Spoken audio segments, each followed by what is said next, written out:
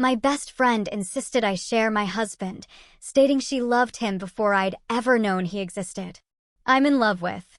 She pulled out her phone, her thumb tracing the screen, and then she showed us the blinking dot.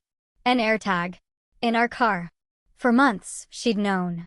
Every coffee run, every gym session, every quiet night alone, she had been there, a silent, predatory shadow watching our lives unfold.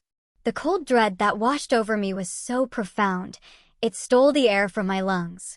I knew then that the world, as I understood it, had just shattered into a million pieces. I'm telling you this now because, honestly, I'm still trying to piece together how we got here. It started innocently enough, as these things always seem to. Dinner with my best friend, Elena, and my husband, Leo. We were laughing, just a regular Tuesday night when she just dropped it. Like it was the most normal thing in the world. Leo and I want to share him, she said, her voice light, almost playful, as if she were suggesting we split a dessert. Leo and we just froze. The silverware clinked against the plates, a suddenly jarring sound in the heavy silence. I remember Leo slowly, deliberately, placing his water glass down. It was almost theatrical, the way he did it, like he was trying to buy himself a few more seconds to comprehend the sheer audacity of what he'd just heard. My blood ran cold. What are you talking about? I managed to ask, my voice barely a whisper. She just smiled, that familiar, warm smile I'd known for 15 years. Share him with me. I get him sometimes. You get him sometimes.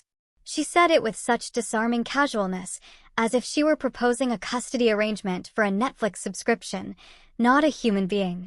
The absurdity of it made my head spin, but beneath that, a deeper, more chilling realization began to set in.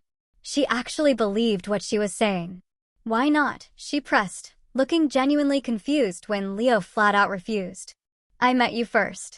I've loved you longer. If anything, she should be sharing with me. The words hit me like a physical blow. A sharp, icy pain lanced through my chest. My breath hitched. This wasn't some twisted joke, this was her truth. I tried to reason with her, my voice strained. You've never even dated him. That's when her voice went up, that familiar whine she used when she felt misunderstood. I was being a good friend, and this is the thanks I get? And then, God, she turned to Leo, her eyes shining with some warped conviction. Tell her. Tell her you've thought about me. Leo, bless him, was firm. I haven't. Her response was immediate, unwavering. You have. You're just too scared to admit it. She reached across the table, her hand snaking out, grabbing his wrist with a possessive grip. I saw Leo flinch, his jaw tightening, before he yanked his arm back as if burned. Don't touch me. And that's when she pointed at him, a triumphant, almost manic glint in her eyes. See? That reaction, that's not nothing. That's passion. That's him being uncomfortable. My hand flew to my own throat, as if to physically stop the words that wanted to spill out. The sheer audacity. You don't get to tell me what he feels, I snapped, the words tasting like ash. She stood then, towering over us, her shadow falling across our plates. I have been waiting for 5 years. 5 years of watching you have everything I deserve. Her voice dropped, a dangerous edge creeping in. And I'm still being generous. I'm still letting you keep him part-time. She slammed her palm onto the table, the plates rattling, a sharp, ugly sound that echoed in the quiet restaurant. Most women wouldn't do that, Veronica. Most women would have just taken him, but I'm including you because you're my best friend, and I want us all to be happy. Just open your mind. The air around her felt charged, suffocating. I stood up too, my legs shaky, my entire body humming with adrenaline. No. This is insane, and you need to leave right now or our friendship is over. She stared at me, her jaw locked. The anger slowly drained from her face, leaving behind an unsettling blankness, a chilling void. You're going to regret making me the enemy. She picked up her purse and walked out, the click of the door echoing the finality of her departure. In that moment, watching her disappear, I felt a deep, gut-wrenching betrayal, a sense that a foundational pillar of my life had just crumbled. But what I didn't know then was that this was only the very first tremor before the earthquake. What Elena was exhibiting, with her unwavering belief in a relationship that didn't exist and her possessive claims, often aligns with aspects of delusional disorder, specifically erotomanic type.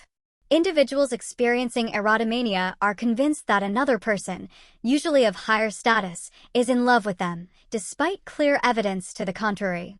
This fixed, false belief system becomes the lens through which they interpret every interaction, often leading to stalking, harassment, and an inability to accept reality.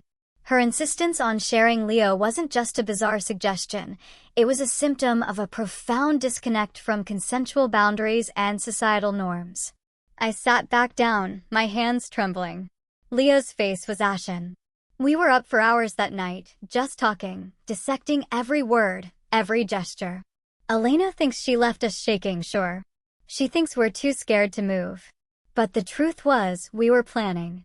We knew somehow that this wasn't over. She'll be back. I know how she operates. And when she shows up, my phone will be ready. I'm done being the friend who makes excuses for her. 2 days later, she proved us right. I saw her through the peephole, standing on our porch, grocery bags clutched in her hands. My whole body tensed, a physical recoil.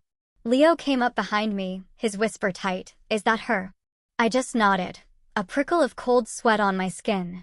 We stood there, breath held, neither of us moving, caught in a silent tableau.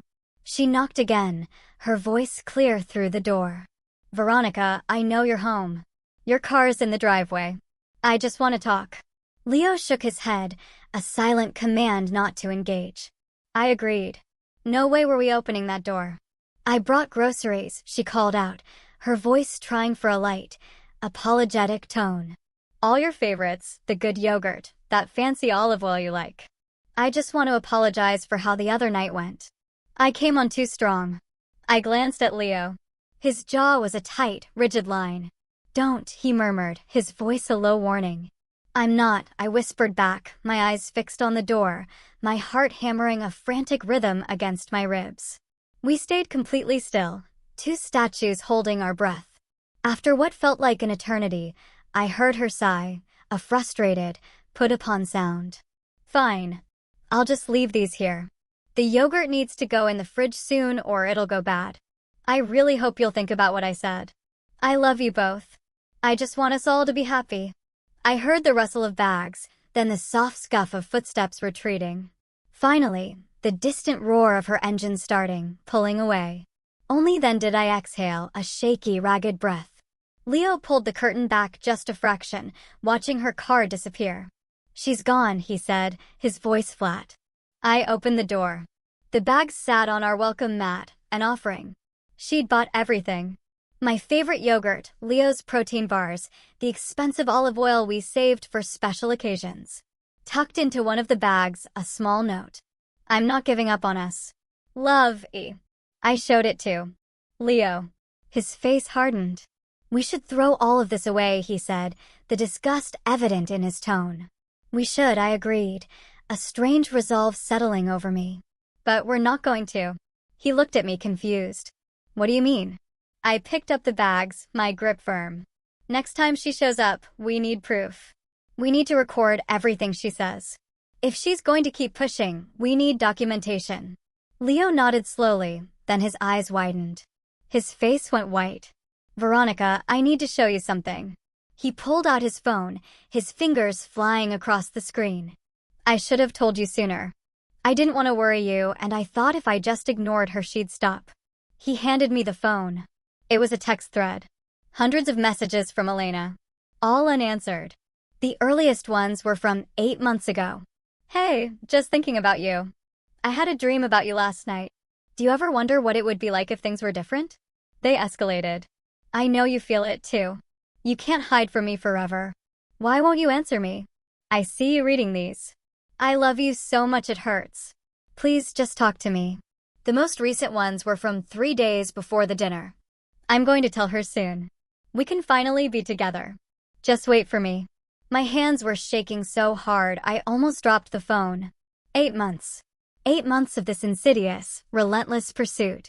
But the sheer volume of her delusion was only the tip of a terrifying iceberg. How long has this been going on? I asked, my voice thin. 8 months, he said, his voice heavy with guilt. I blocked her twice. She made new numbers. I thought about telling you, but I didn't know how. She's your best friend. I kept hoping she'd just stop. I believed him. I saw the shame, the helplessness in his eyes. He never encouraged her, not once. But it also meant this was so much bigger than a sudden confession at dinner. This had been building for almost a year, maybe longer. We need to document everything, I said, my mind racing, snapping back to the practical. Screenshot all of these. We might need them. While he screenshot, a cold premonition, a subtle unease, settled in my stomach. Something was nagging at me. I walked through the house, my eyes scanning, really looking this time. Everything seemed normal. Then I opened my closet. My clothes were organized by color. I don't organize by color. I organize by type. Shirts, pants, dresses. Someone had been in here and reorganized my entire closet. A tremor ran through me. I called Leo, Indiana. Did you do this? He shook his head, his face confused. I haven't touched your stuff. A wave of nausea washed over me. I walked through the rest of the house, every sense heightened. The books on the shelf were in a different order. The photos on the fridge had been rearranged. In the bathroom, my shampoo and Leo's were switched. Little things, subtle shifts that you wouldn't notice unless you were looking. But when you saw them, they screamed, someone has been here. Someone had moved through our space, touching our things, making herself at home. She's been in our house before, I said, the realization chilling me to the bone. Not just today. She's been coming in while we're at work. Leo's face went utterly white. How long? He whispered. I don't know, but she has a key. She could have been doing this for months. What Elena was doing, crossing the threshold of our private space without permission and manipulating our belongings, exemplifies a severe breach of personal boundaries and privacy. This is not just rearranging, it's a profound violation of trust and an escalating form of stalking. The act of entering someone's home, reorganizing their possessions, and observing their daily lives without consent demonstrates a complete disregard for the victim's autonomy and safety. Psychologically, this serves to assert dominance and control, creating a constant sense of unease and vulnerability for the victims, a hallmark of escalating obsessive behavior. We checked everywhere. Drawers in the bedroom, cabinets in the kitchen, the desk in Leo's office. That's where we found it. A photo of me and Leo from our wedding day, tucked into one of Leo's folders. Elena had drawn herself into the picture, a crude sketch of her face next to ours, a heart encompassing all three of us. On the back, she'd written, soon. Leo sat down heavily, the sound of the chair scraping against the floor grating on my nerves. This is insane, he breathed, running a hand through his hair. She drew herself into our wedding photo. She thinks she belongs there, I said, my voice cold. She's been thinking that for a long time. I snapped a picture of the drawing with my phone. Evidence. We were going to need all of it. And trust me, what happened next made us realize just how vital that evidence would be. 3 days later, I came home early from work, a dull ache throbbing behind my eyes. As I pulled into the driveway, a gut-wrenching feeling hit me. The front door wasn't fully closed. I knew, with absolute certainty, that I had locked it that morning. My heart began to hammer against my ribs, a frantic drumbeat against the silence of the afternoon. I sat in my car for a moment, gripping the steering wheel, trying to rationalize it. Maybe Leo came home early? Maybe he just forgot to close it all the way. I texted him, my fingers fumbling. Are you home? The response was immediate. No, still at work. Why? My hands were shaking uncontrollably as I typed back. Front door is open. Don't go in. Call the police. But I didn't. I don't know why. Maybe because a part of me already knew who was inside. I got out of my car, my legs heavy, each step feeling like I was wading through thick mud. I pushed the door open slowly, a faint creak announcing my presence. The smell hit me first. Garlic, rosemary, something roasting, rich, and savory. A domestic smell, utterly out of place. I walked through the living room, every muscle coiled, and into the kitchen. And there she was, Elena, standing at my stove, wearing an apron I'd never seen before, stirring something in a pot. She looked up, her face beaming. Veronica, you're home early. Good. Dinner's almost ready. The words, the scene, were so utterly surreal, I just froze. My best friend, who had broken into my house, was cooking dinner. How did you get in? I asked, my voice coming out steadier than I expected. She reached into her pocket, pulling out a small, glinting object. A key. I made a copy. Remember when you gave me your spare last year when you went on vacation? I made one before I gave it back. I knew you'd want me to have one eventually. She said it so casually, as if this was a completely reasonable, normal act of friendship. The nausea surged. I needed to stay calm. I needed proof. I walked over to the counter where my purse sat, pulling out my phone, propping it against the fruit bowl, tilting it just so. And I hit record. Elena didn't even notice. She was too busy tasting whatever she was making, humming a little tune. Elena, why are you here? I asked again, needing her to talk, to explain herself on camera. She set down the spoon and turned, facing me fully. Because I wanted to show you what it could be like. I remembered Leo mentioned at that barbecue 2 years ago that he missed home-cooked meals. You've been so busy with work lately. I figured I could help. My stomach churned. She remembered something Leo said at a barbecue 2 years ago. She'd been holding on to it. I've seen you rearranging things in our house, I said, pushing my voice tight. How many times have you been in here, Elena? She didn't even look embarrassed. A few times. I just wanted to help. You never fold Leo's shirts right. And your spice cabinet was a mess. I organized it for you. That's not helping, I said, my voice rising. That's breaking and entering. She laughed, a light, dismissive sound. It's not breaking and entering when you have a key. I just want to take care of you both. That's what family does. I didn't ask for your help, I said, the words sharp. I know you didn't, she replied, her voice soft, almost pitying. She walked toward me, and I forced myself not to step back, to hold my ground even as every fiber of my being screamed at me to run. But that's what love is, Veronica. Anticipating what people need before they even know they need it. Her eyes, when she met mine, had that unsettling shine again. I've loved Leo since the day I met him. I've never felt this way about anyone else. And I would do anything for him. Anything. I just need the chance to prove it. She was close now, too close. I could feel the heat radiating off her. I'm not trying to take him from you, she continued, her voice gentle, persuasive. I just want to love him the way he deserves to be loved, the way you're too busy to love him. That one landed like a punch to the gut, stealing my breath. I love my husband just fine, I gritted out through clenched teeth. Then why isn't he happy? She asked, tilting her head, genuinely curious. I see the way he looks sometimes. Tired, worn down. He needs someone to take care of him. Let me take care of him, Veronica. Let me take care of both of you. Just then, the front door opened, and Leo walked in. He must have left work the second I texted him. He stopped dead in the kitchen doorway, staring at Elena at our stove. His face cycled through a terrifying array of emotions in split seconds. Confusion, recognition, disbelief, then a cold, simmering anger, followed by an unmistakable flicker of fear. What the hell are you doing here? He asked, his voice controlled, but I could see the tension in his shoulders, the white knuckles where he gripped his briefcase. Elena's entire demeanor shifted. She stood straighter, her face softened, her eyes alight with a tender, almost reverent gaze, as if he were a divine apparition. Leo, I'm making your favorite. I remembered you said you missed home-cooked meals. I wanted to surprise you both.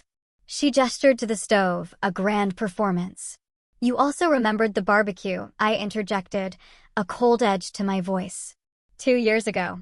You remembered exactly what he said. Of course I did, Elena said, her eyes still on Leo. I remember everything about him. I caught Leo's eye and subtly nodded towards my phone, still propped against the fruit bowl. He understood. He needed to keep her talking.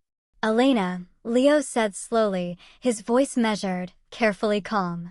How did you get into our house? I have a key. I made a copy, she said, holding it up again, proudly. And you've been coming in when we're not home, I added, stepping closer to Leo, a protective instinct surging through me. Rearranging things, going through our stuff. I was helping, Elena insisted, her voice taking on that injured tone. I was making things nice for Leo. That's not helping, Elena, Leo said, his voice now laced with a steely resolve. That's stalking. That's breaking and entering. That's illegal. She waved her hand dismissively, as if swatting away a fly. Don't be dramatic. I have a key. It's not illegal when you have a key. Leo pulled out his phone. I'm calling the police. But what happened next was a performance so chilling, it stole the very ground from beneath our feet. Elena moved faster than I'd ever seen her move. She crossed the kitchen and slapped herself across the face, a sharp, sickening crack that made me jump. Her cheek immediately bloomed crimson. Then she did it again, and again, staggering backward, her face contorting. Leo, stop.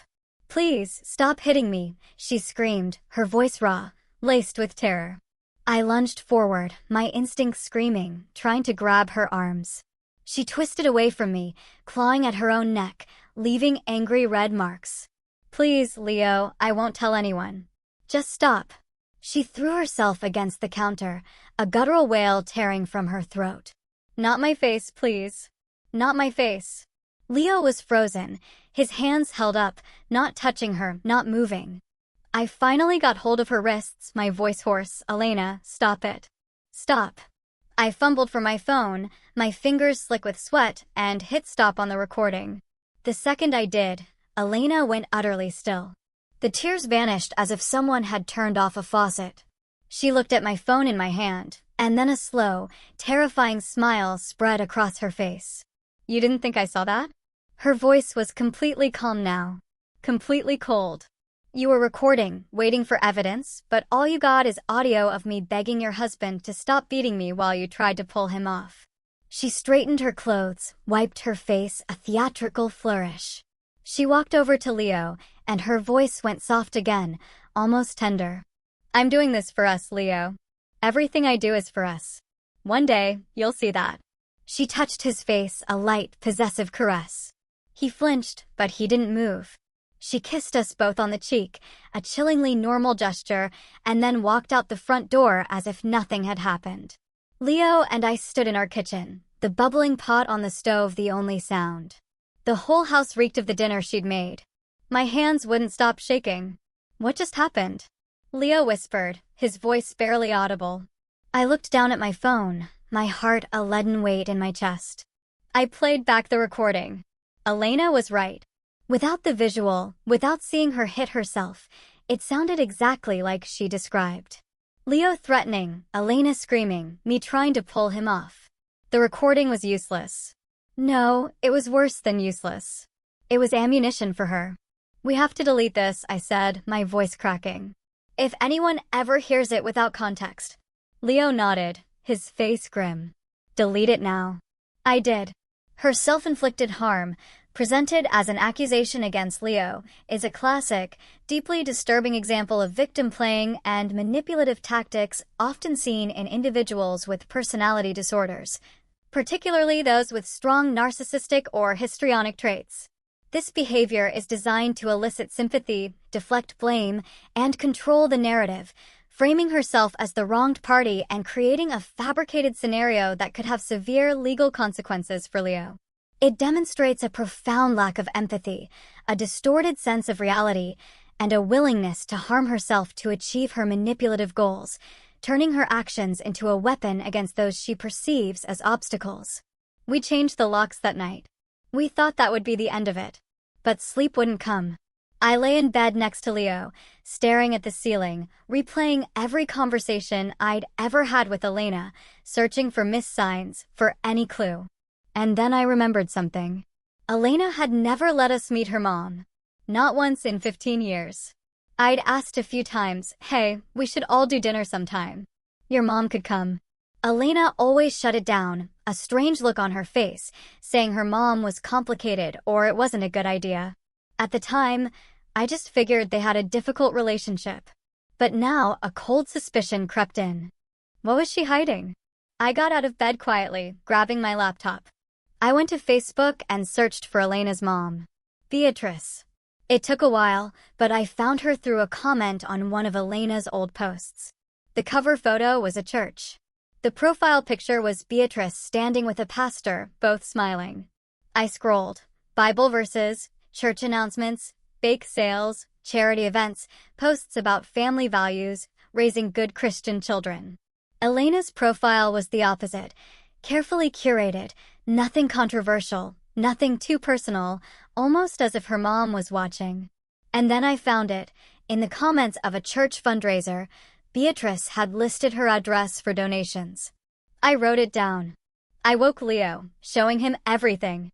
"I think we need to go talk to her," I said, my voice hushed. "Elena's mom." Leo rubbed his eyes, groggy. "Why?" "Because she might know something. Elena's been hiding her from us for a reason. Maybe her mom knows something about all this. Maybe she can help us understand what's going on. Or maybe she can talk some sense into her." Leo looked at me for a long moment, the weight of the past few days etched on his face. "And if she can't," I continued, my voice firm, "then at least we'll know more than we know now. I'm still processing what just happened in my own kitchen. Elena thinks that performance put her in control. She thinks we're trapped. But she doesn't know what I found an hour ago. 5 years she kept her mother away from me. Tomorrow, Leo and I are driving to an address I found tonight. I'm done being the one who doesn't ask questions.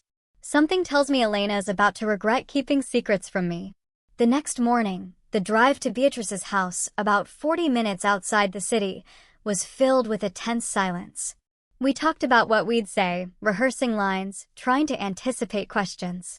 "We just need information," I kept repeating, trying to convince myself. "We need to understand what we're dealing with." Leo's voice was grim. "What if her mom is just as crazy as she is? What if this runs in the family? Then at least we'll know," I said, gripping the steering wheel tighter, my knuckles white. "I'm tired of being in the dark. I'm tired of being surprised. Whatever Elena's been hiding, I want to know." We pulled up to a small white house, a meticulously kept garden blooming with flowers, an American flag proudly displayed. A cross hung on the front door. My stomach was a nest of knots. I had no idea what we were walking into. Leo squeezed my hand, a silent question. "You sure about this?" I nodded. "We need to know." I knocked. A moment later, the door opened. Elena's mom was smaller than I expected, a petite woman with gray hair pulled back in a bun, a gold cross resting against her collarbone, and eyes that were both sharp and terribly tired. She looked at me, then at Leo, and her face tightened. "I know who you are," she said, no greeting, just that stark pronouncement. "I'm Veronica. I'm Elena's friend. This is my husband, Leo. We were hoping we could talk to you about." "I know who you are," she repeated, her gaze settling on Leo with an expression I couldn't quite read, resignation, perhaps, or a deep, weary dread. "You better come inside." She led us into a small living room, filled with religious artwork and family photos. A picture of Elena as a little girl, smiling in a white communion dress, sat on the mantel. Beatrice gestured for us to take the couch across from her, then sank into an armchair. "So," Beatrice said, her voice flat, devoid of emotion. She finally made her move. I blinked.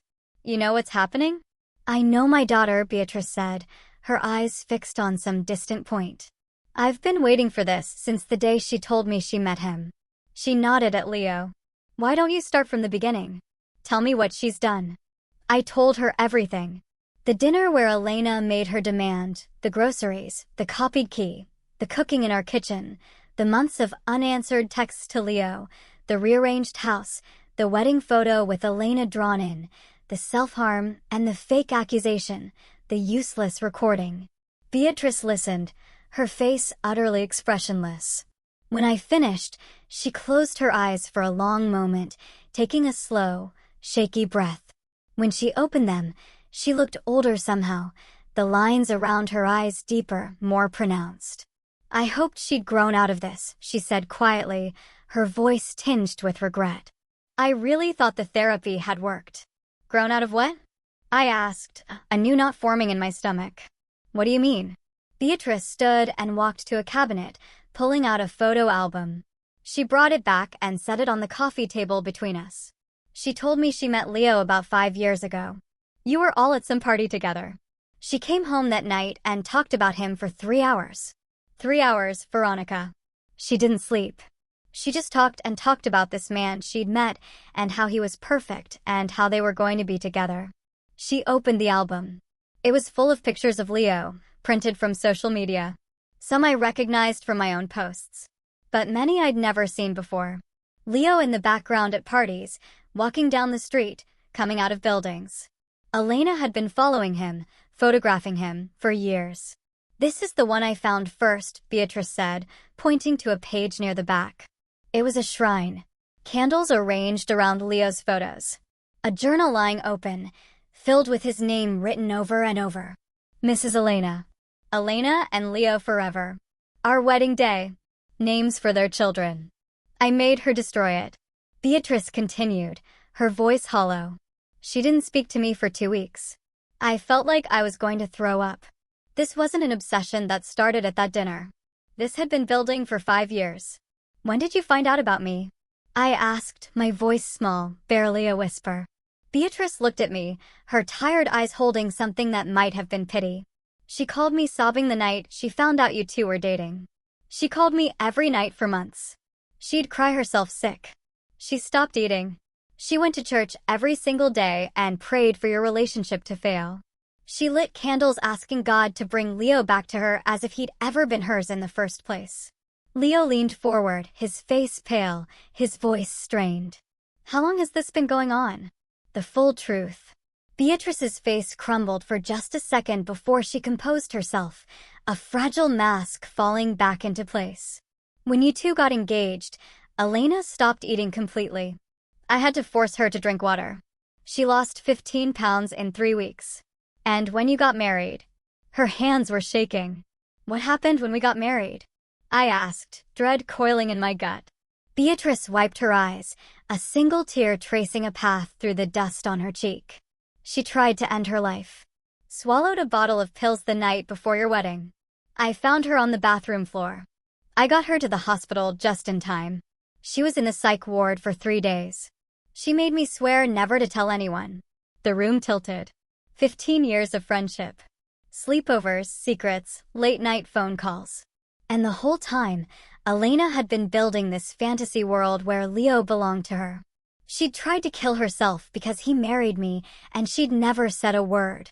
"There's something else you should know," Beatrice said, her voice barely audible. She was looking at me now, that same expression of tired resignation. "She tried to stop your wedding." "What do you mean?" I asked, a cold knot forming in my stomach. 2 weeks before you got married, I started getting calls from your wedding venue. They said someone had been calling them repeatedly, trying to cancel the event, claiming to be you, saying the wedding was off. I only found out because Elena accidentally used my phone to make one of the calls, and they called me back. I remembered. I remembered getting a panicked call from the venue coordinator, asking if we were still having the wedding. I'd thought it was a mix-up, a glitch. I never even thought to suspect Elena. And there was a letter, Beatrice continued. She wrote an anonymous letter to Leo about 3 months before the wedding. She sent it to his work address. I found a draft of it on her computer. It said you were cheating on him, that you'd been having an affair with your coworker for months, that he shouldn't marry you. Leo's face went utterly pale. "I got that letter," he said quietly, his voice a ghost. I threw it away. I didn't believe it. I thought it was just someone trying to cause trouble. "It was Elena," Beatrice confirmed, her voice heavy with shame. "She was trying to destroy you from the inside. I thought she was better. The therapy seemed to help. She got a job. She was functioning. She even told me she was happy for you too." I wanted to believe her. She looked at Leo, her eyes full of a profound regret. "I should have warned you. Both of you. I kept hoping it would just go away." "What do we do now?" Leo asked, his voice strained, raw with emotion. "She needs help. Real help. She needs to be committed again." Beatrice shook her head, her shoulders slumping. "But she's an adult now. I can't force her. The only way she goes back is if she's a danger to herself or others." "She threatened us," I said, a sudden memory of Elena's chilling words resurfacing.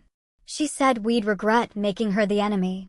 "That might be enough," Beatrice said, her eyes flickering with a faint hope. "Combined with everything else, The break-ins, the stalking, the self-harm manipulation. If you document everything and report it, they might be able to get a psychiatric hold on her. But the universe, it seemed, had other plans for a confrontation. We were still sitting there, trying to process the absolute avalanche of information Beatrice had just dropped on us, when the front door slammed open, rattling the pictures on the wall. Elena stood in the doorway, her silhouette framed against the afternoon light. Her face cycled through shock, then confusion, then pure, unadulterated rage. "What are you doing here?" Her voice shook, thin and brittle. "Elena," Beatrice started, her voice gentle, pleading. "No," Elena shrieked, pointing a trembling finger at us. "You went to my mother. You're trying to turn her against me." She stormed into the living room, her whole body vibrating with fury. "Veronica, how could you do this to me? I'm your best friend." "Elena, we're trying to help you," I said, slowly standing up, trying to keep my voice calm, even though my heart was jackhammering against my ribs. "You need help. What you're feeling isn't, don't tell me what I'm feeling," she screamed, her voice piercing, raw. "I know exactly what I'm feeling. I love Leo. I've loved him for 5 years. And I've been patient. I've been so patient while you got to have him every single day." She turned to Leo, her eyes desperate, pleading. Tell her you feel it too. I know you do. I know you think about me." Leo stood up, his posture rigid, his voice firm, unwavering. "Elena, I don't have feelings for you. I never have. I never will. What you're feeling isn't love. It's obsession. And you need professional help."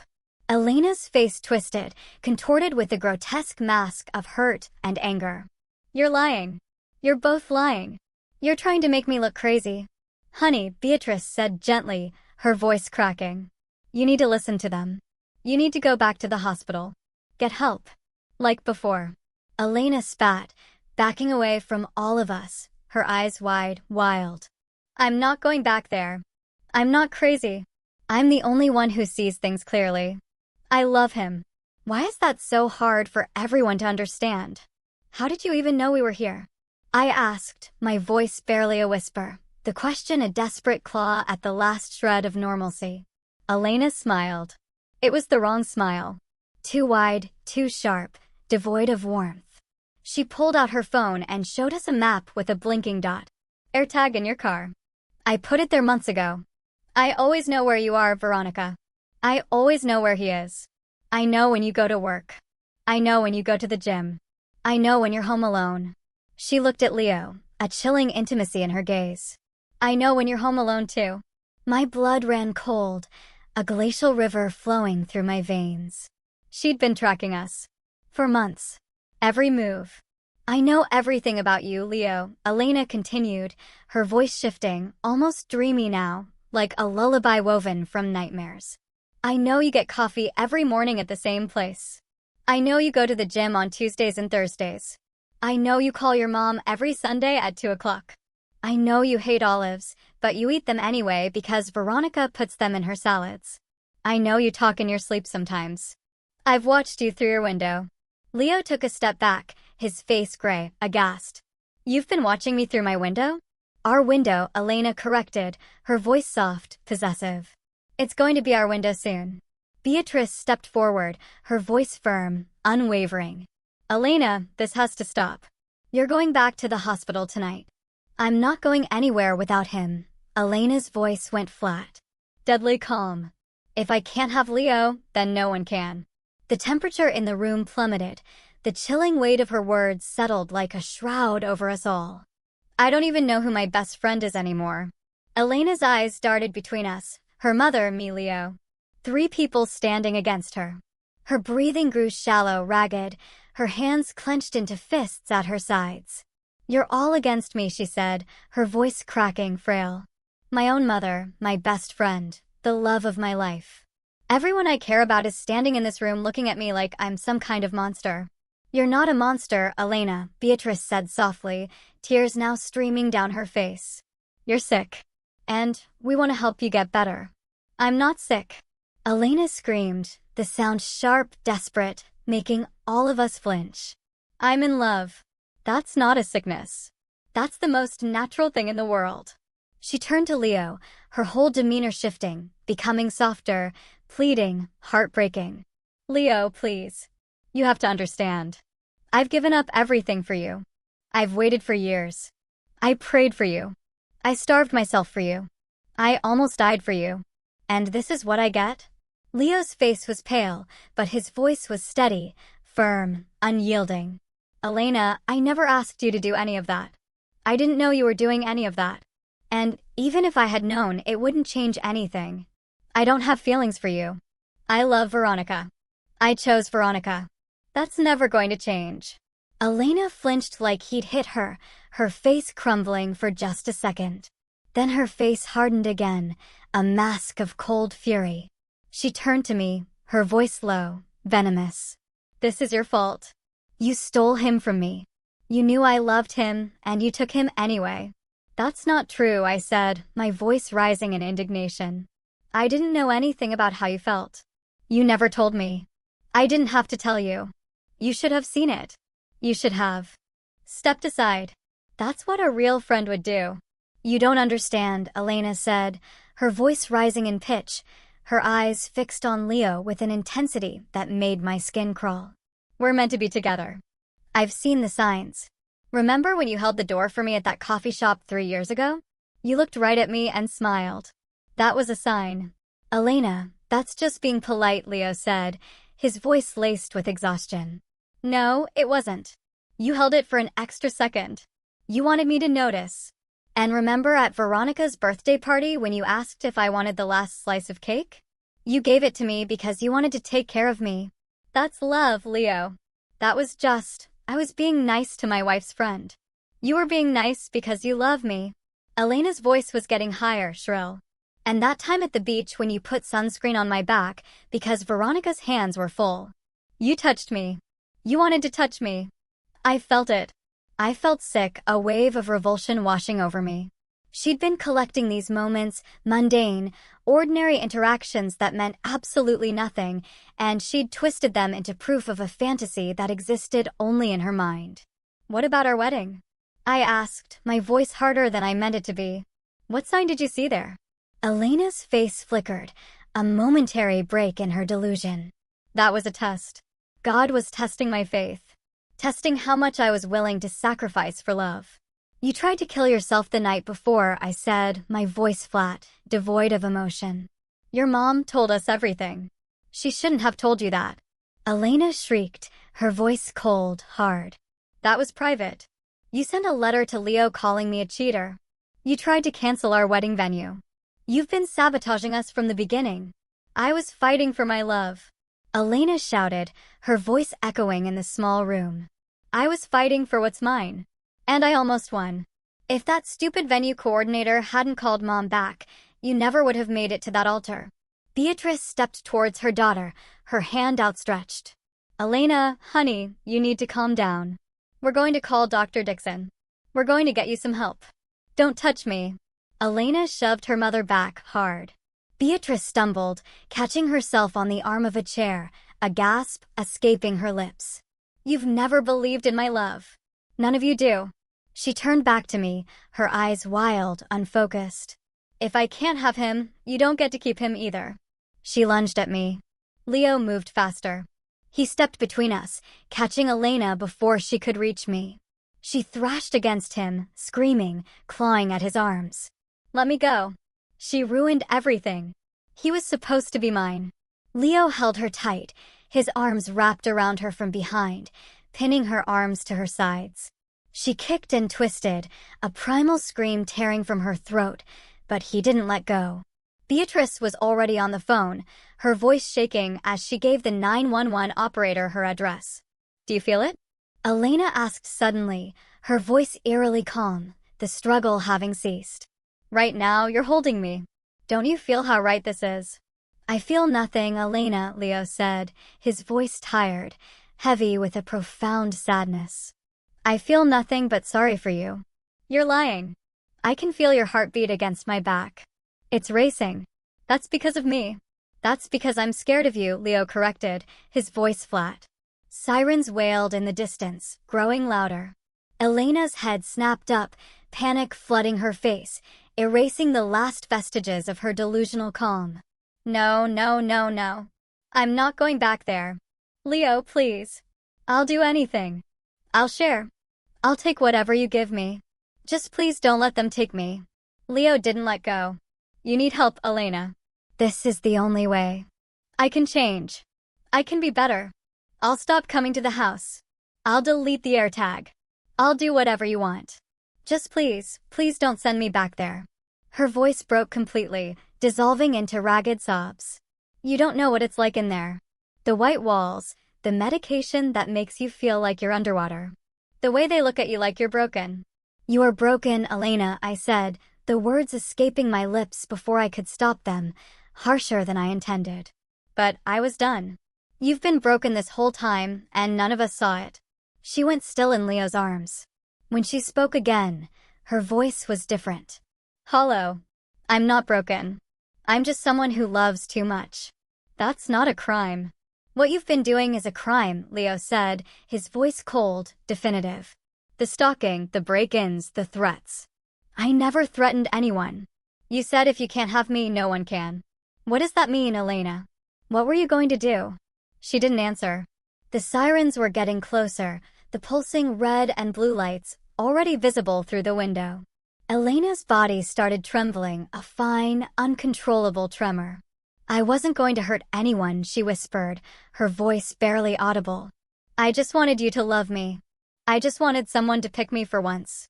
Beatrice knelt down, eye level with her daughter, tears streaming down her face, a heartbreaking mixture of love and despair. Elena, baby, I pick you. I've always picked you. I'm your mother. I love you. You locked me up, Elena said, her voice raw, resentful. You put me in that hospital and left me there. I was trying to save your life. You took those pills. You almost died. I took those pills because the man I love was marrying someone else and you let him. You could have stopped it. You could have told Veronica about me, about how I felt, and you didn't. You just let it happen. That wasn't my place, Elena. That wasn't my decision to make. It should have been. Elena was crying now, truly crying, not a performance this time, but a raw, gut-wrenching grief. Someone should have fought for me just once. Someone should have looked at me and said, you matter more. But nobody ever does. Not you. Not Veronica. Not Leo. I'm always the one who gets left behind. The cops pulled up outside, the red and blue lights washing the room in a surreal glow. Elena saw them, and something in her changed. The fight went out of her completely. Her shoulders dropped. Her head fell forward. It's over, isn't it? She said, not a question, but a weary acceptance. You're going to get help, Beatrice said, her voice choked with tears. Real help this time. And when you're better, I'm never going to be better, Mom. Don't you get it? This is who I am. This is all I am. The officers came through the front door, their faces grave, assessing the scene quickly. She's having a psychiatric episode, Beatrice told them, her voice firm despite her tears. She needs to go to the hospital. Ask for Dr. Dixon. He treated her before. The officers approached slowly, gently. Ma'am, we need you to come with us. Elena looked up at Leo one last time, her eyes filled with a desperate, pleading hope. I would have been so good to you, she said quietly, her voice barely a whisper. I would have loved you better than anyone ever could. You'll never know what you missed. Leo released her and stepped back.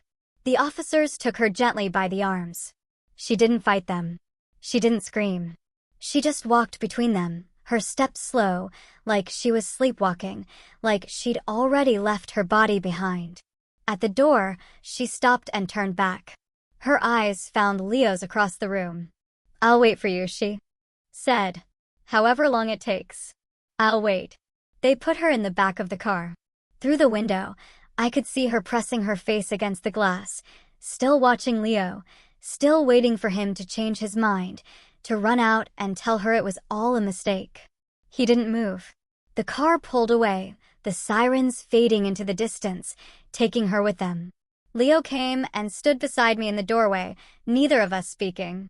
Behind us, Beatrice sat in her armchair, quietly sobbing into her hands.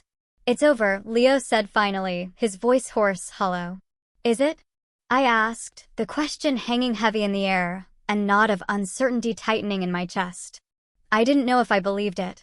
What do you do when the person you thought you knew, someone you loved and trusted, turns out to be a complete stranger, capable of such profound darkness and delusion? How do you reconcile the past with the terrifying present, and how do you ever truly trust again?